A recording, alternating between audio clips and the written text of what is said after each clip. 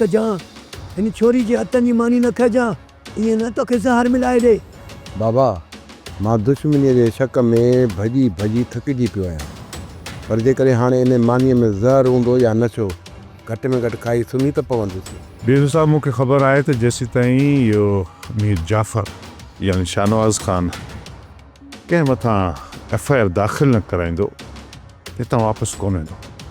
ऐं मां इहो चाहियां थो त इहा FIR नामालूम अफ़राद मथां कटी वञे। मुंहिंजी हिकु बि नथा ॿुधनि, 24 कलाक हुनजी कच्छ में वेठा ऐं हाणे वरी मुंहिंजे मथां FIR था दाख़िल कनि। हिकु चोर, लुचे, लोफर ऐं लुटेरे ऐं ज़ालिम शख़्स खे हथीको करण जो वक़्तु अची वियो आहे अमर साहिब। मंसूर खान, इन मीर जाफ़र खे मामूली माण्हू न सम्झो। इहो कंहिं वक़्तु बि कुझु बि करे सघे थो। नाज़िश, अयां बि सोचे वठ, मल्हार तोसां बेपनाह मोहबत कंदो आहे।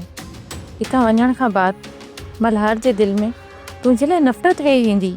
सोप सीरियल डोलाप हाणे तमाम एपिसोड्स ॾिसो HD क्वालिटीअ में। विज़िट करियो असांजो YouTube channel Sindh TV HD drama.